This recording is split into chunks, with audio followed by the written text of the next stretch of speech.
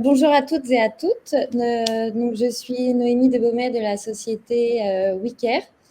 Tout d'abord, bienvenue sur ce webinaire dédié donc à la location courte durée ou saisonnière. Je serai en compagnie de Roch de Salins de la société. Bonjour Noémie, bonjour à tous. Bonjour Roch. Et je suis également accompagnée de Alexis Faure, cofondateur de la société InBed Conciergerie. Pardon. Bonjour. Pour vous présenter un petit peu la trame de ce webinaire, nous allons démarrer donc, par une présentation des deux sociétés intervenantes, WeCare et InBed.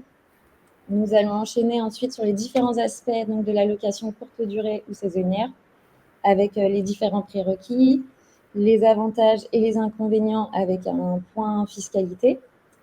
Nous allons ensuite vous expliquer les différentes étapes pour se lancer dans la location saisonnière et l'intérêt également de se faire accompagner dans toutes ces étapes.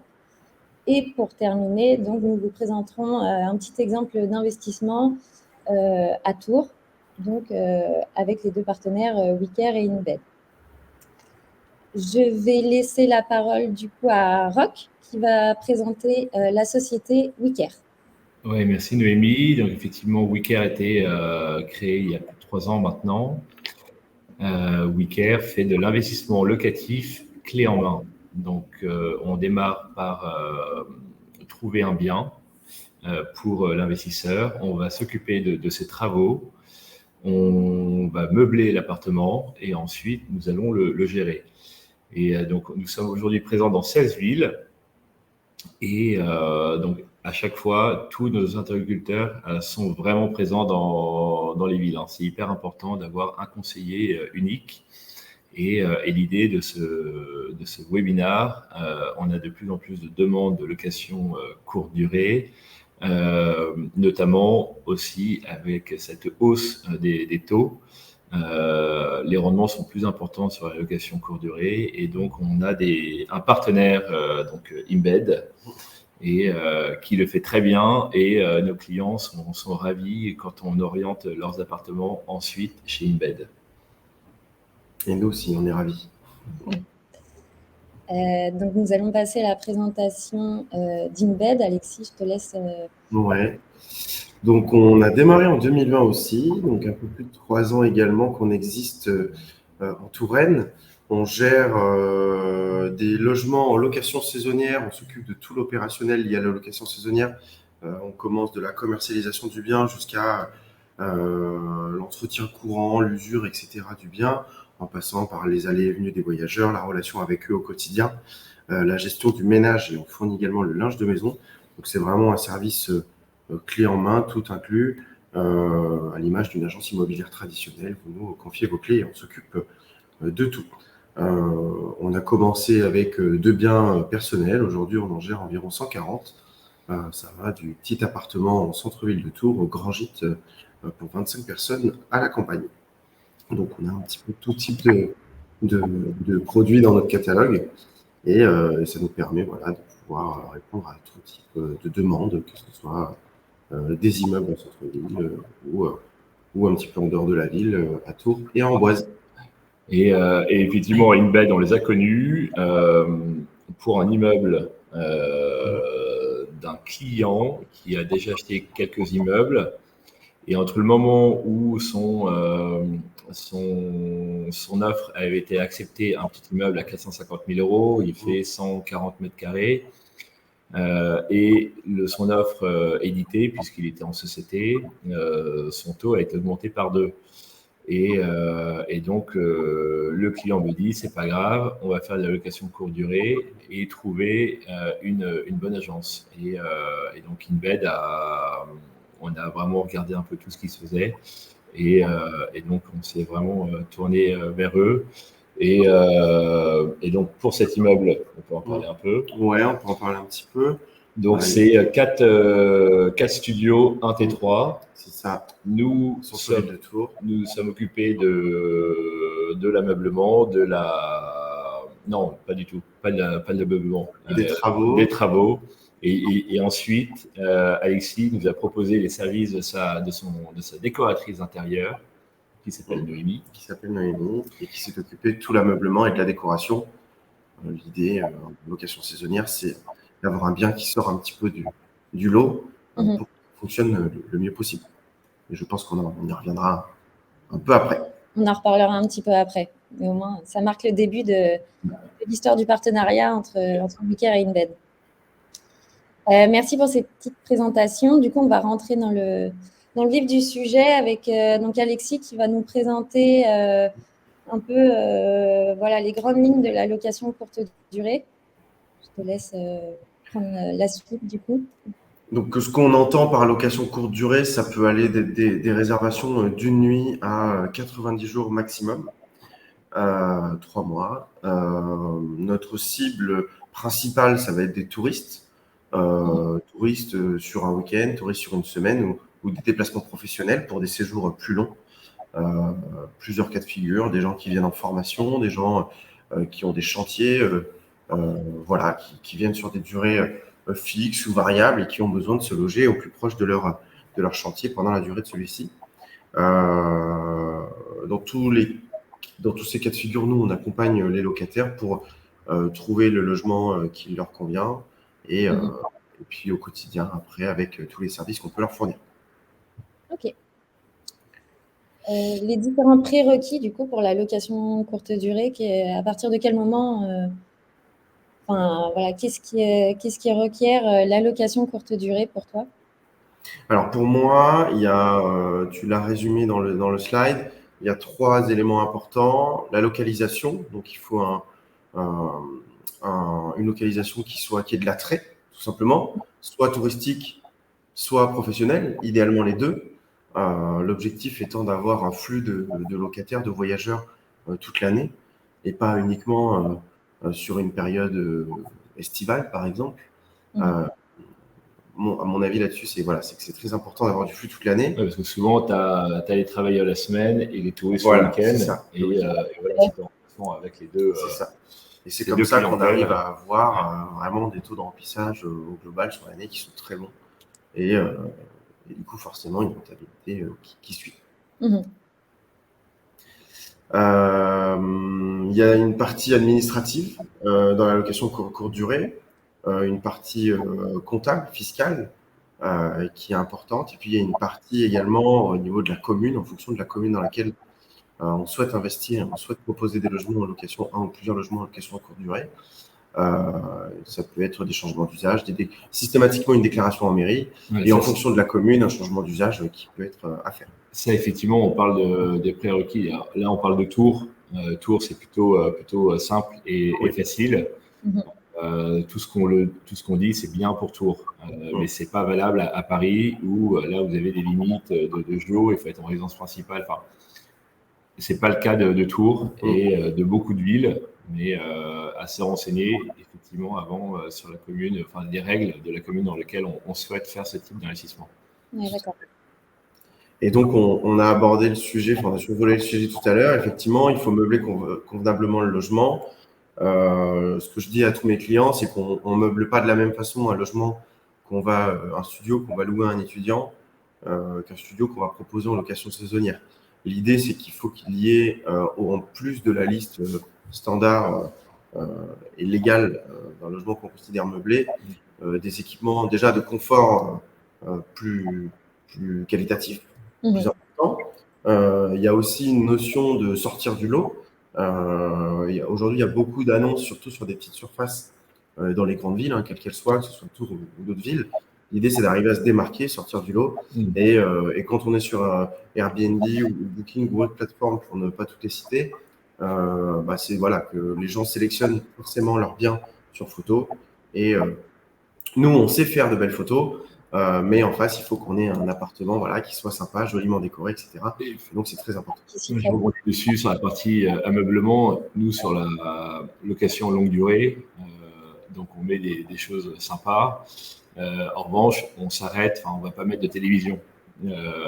Pour la location courte durée, c'est une obligation. On met quelques tableaux. Pour vous, il en faut un peu plus. Voilà, faut décorer au-delà des bibelots qu'on accroche au mur ou posés sur des meubles. Il faut éviter d'avoir un appartement tout blanc. Il faut éviter Oui. d'avoir tout le catalogue d'un fournisseur de meubles bien. L'idée, c'est, je veux pas. Non, mais effectivement, la différence explique que parce que nous, nos locataires veulent mettre leur touche, alors que tes locataires, ils veulent pas. Au contraire, il faut qu'ils viennent aussi. C'est un peu l'esprit à la base d'Airbnb. C'est je viens chez toi, tu viens chez moi, et donc c'est bien de décorer les logements un petit peu à son image, des choses qu'on aime. Alors ça plaira à certains, ça plaira pas à d'autres, mais en très grande majorité, ça plaira plus qu'un logement blanc avec une décoration tout ça. Ouais, que l'autre, Madame Tout-le-Monde qui loue sa chambre ou son studio qui le fait elle-même. Enfin voilà, l'intérêt de passer par des pros comme InBed, c'est que toi tu vas pouvoir vendre l'appartement beaucoup plus de nuit que aussi, grâce à ces conseils d'ameublement. On a une gestion des prix évidemment qui est liée à tout ça, mais voilà. Ok. Oui, c'est vendre toute une atmosphère pour après avoir un prix plus rentable, on va dire. C'est ça. L'idée, nous, c'est toujours pareil, on y reviendra peut-être tout à l'heure, mais notre métier, c'est de placer le curseur correctement entre louer pas cher, mais louer tous les jours, et louer cher et louer 3 jours dans le mois. C'est les deux extrêmes, on va dire. L'idée, c'est d'arriver à placer un curseur en fonction des objectifs du propriétaire. Est-ce qu'on recherche de la rentabilité maximum? Est-ce qu'on recherche à amortir plus une résidence secondaire? Voilà, nous, on peut s'adapter à tout type de stratégie qu'on met en place avec le propriétaire. Ok. Donc, on va présenter maintenant les différents avantages du programme de la location courte durée. Ouais. Donc les avantages, il y en a plus de 4, mais on va dire que c'est les principaux. L'avantage principal qui intéresse beaucoup les investisseurs en général, enfin les deux avantages principaux qui intéressent les investisseurs, évidemment, ça va être les revenus locatifs dans l'ensemble qui seront plus élevés, c'est certain, que de la location traditionnelle à l'année ou au mois, on va dire. Voilà, traditionnelle. Ça, pareil, ça dépend des stratégies qu'on met en place, mais évidemment, on peut faire, si c'est l'objectif, de la renta, c'est possible. Deuxième chose très importante, c'est que vous avez une disponibilité du bien qui est immédiate. On en parlait en off avec Roch tout à l'heure. Le bien est liquide, entre guillemets, donc demain, il y a besoin de le vendre, il y a besoin de changer de stratégie, de le repasser en location traditionnelle, etc. C'est ultra réactif.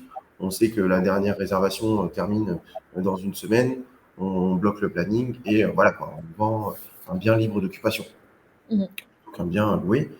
À l'inverse, on peut aussi vendre le bien avec le modèle et donc un bien qui rapporte plus, on va dire, qu'un bien équivalent en location traditionnelle.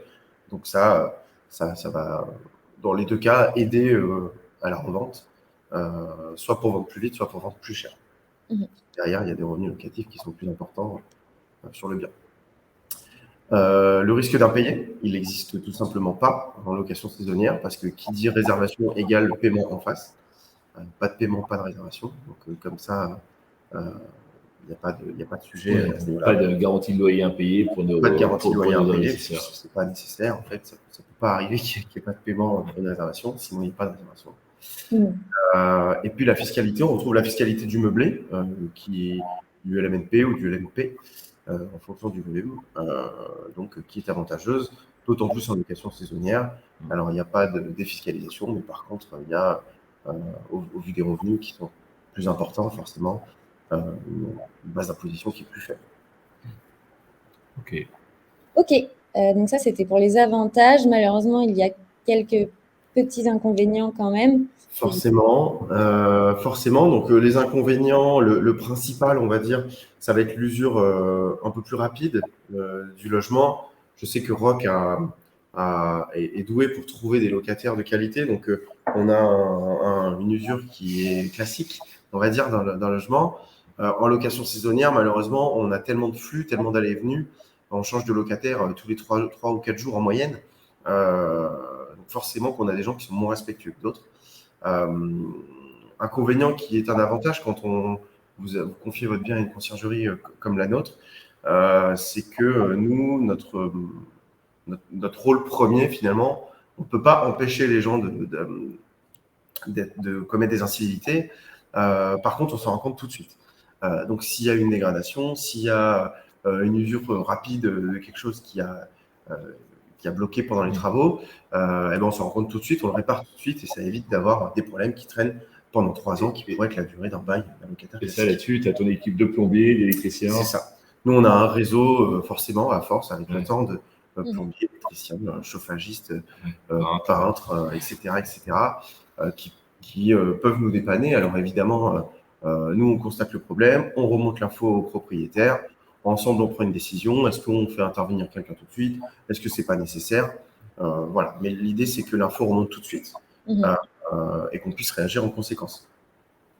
Deuxième point négatif, les revenus locatifs qui peuvent être irréguliers. Alors nous, justement, voilà, c'est pour ça qu'on conseille pas mal de choses pour faire en sorte de les lisser sur l'année. Mais il y a toujours, et à mon avis, dans toutes les villes de France, une certaine saisonnalité. Peut-être pas forcément à Tours, nous, c'est notre cas, mais peut-être pas forcément au niveau du remplissage, mais plus au niveau des prix. On a quasiment le même taux de remplissage toute l'année.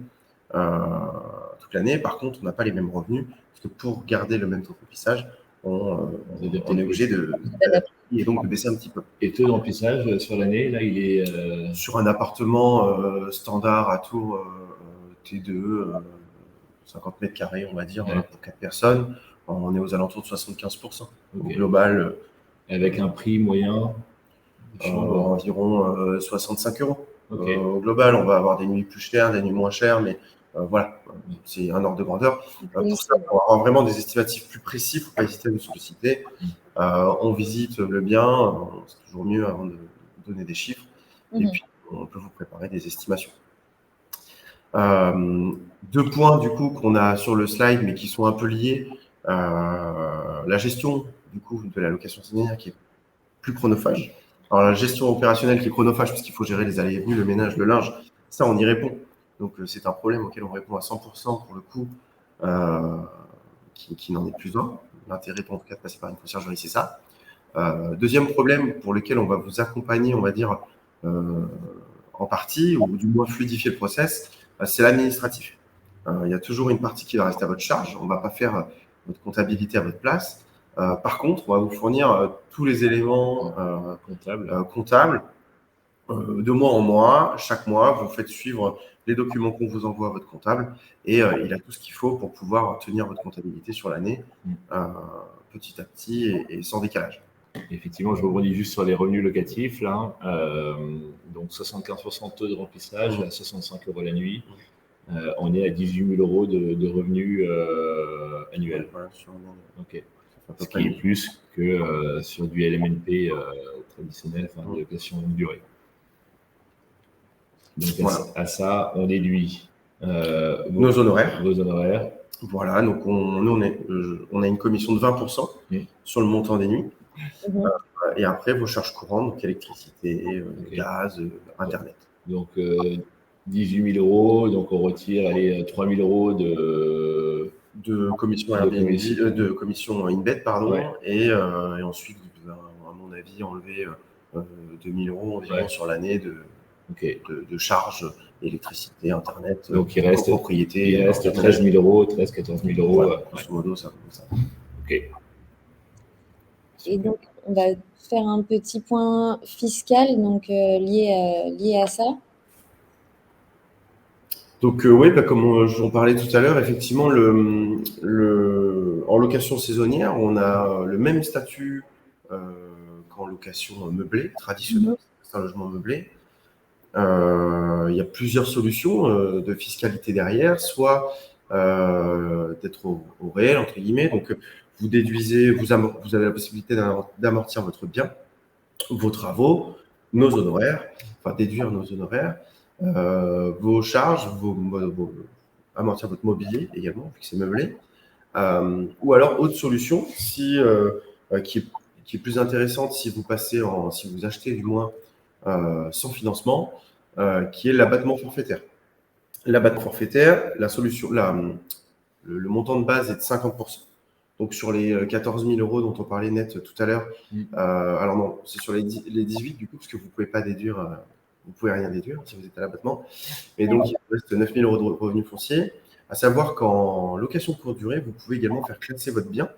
Alors, c'est un petit process qui se fait en général auprès de l'Office du tourisme de votre secteur ou de votre ville.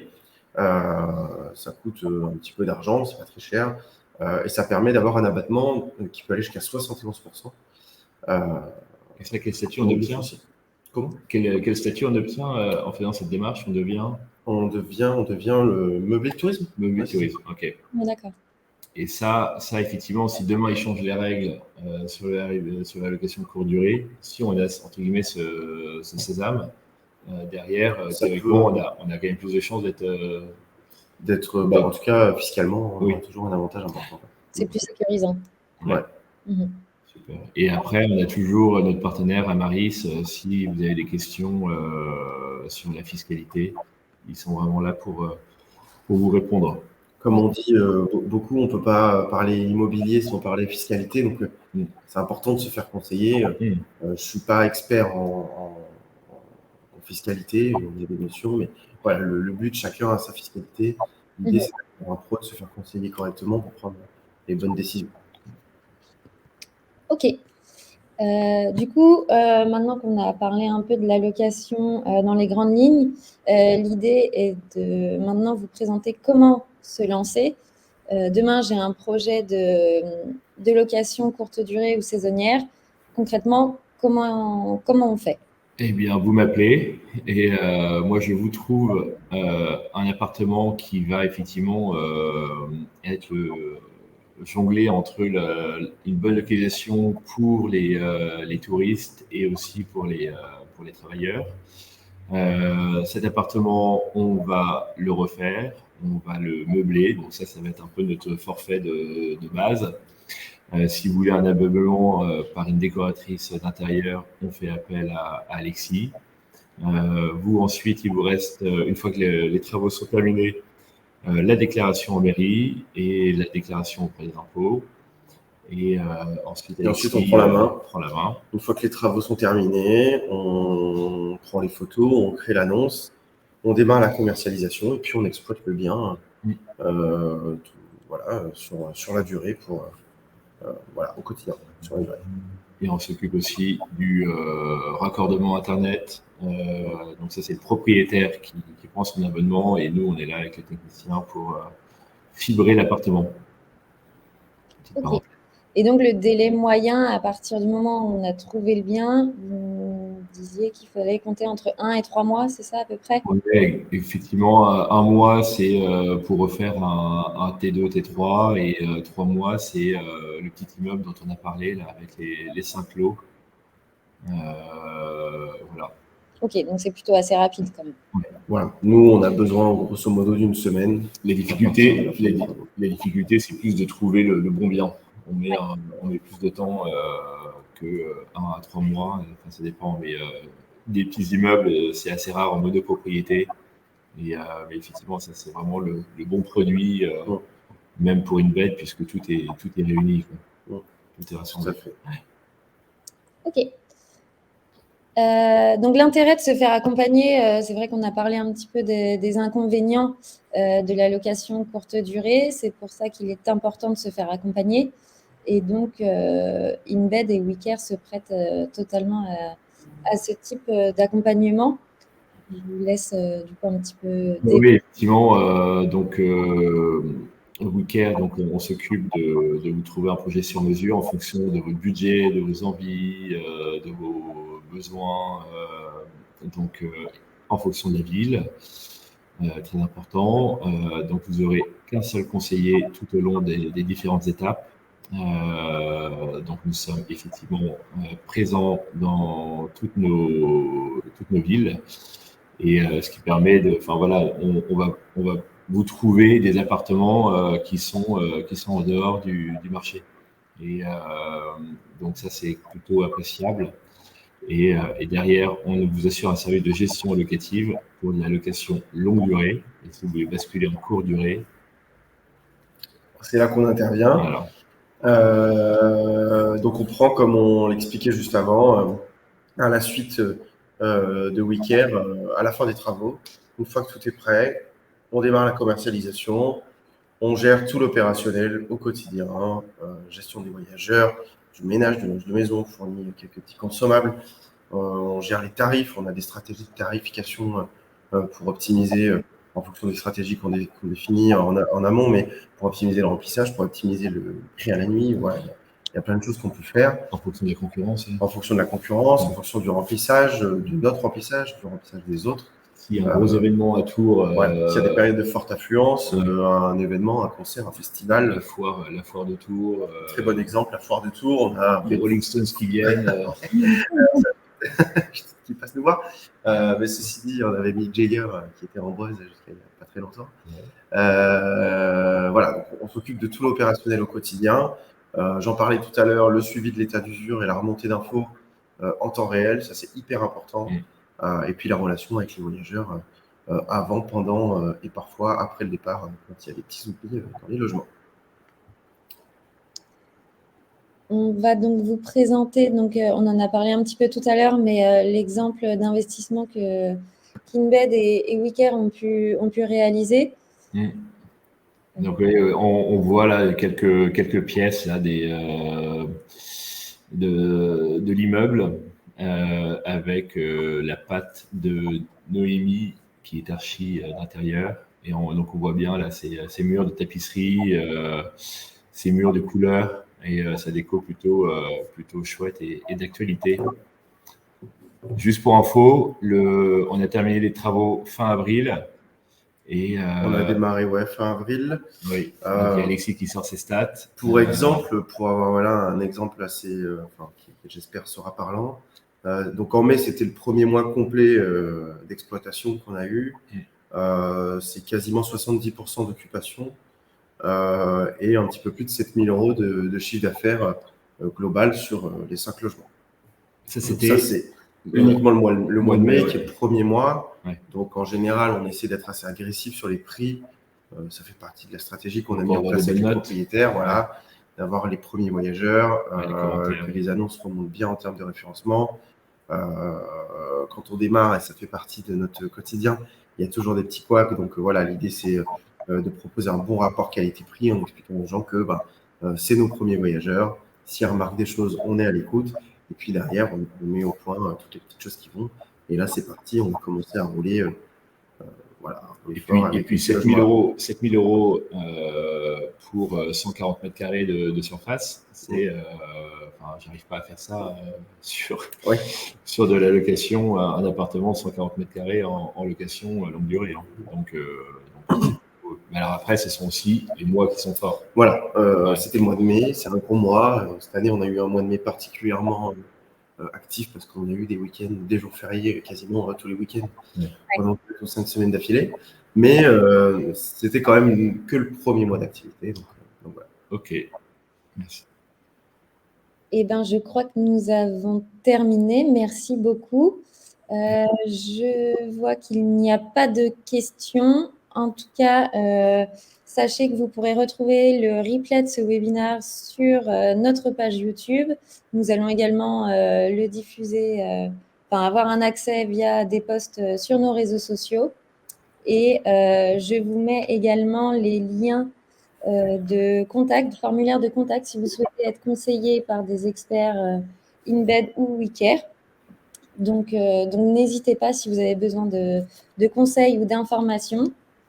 Roch et Alexis, merci beaucoup. Merci. Noémie. Échange, 29 minutes, c'est le timing parfait. Et on a tenu le timing, là, je vois, il est... Ouais, il est 29, donc...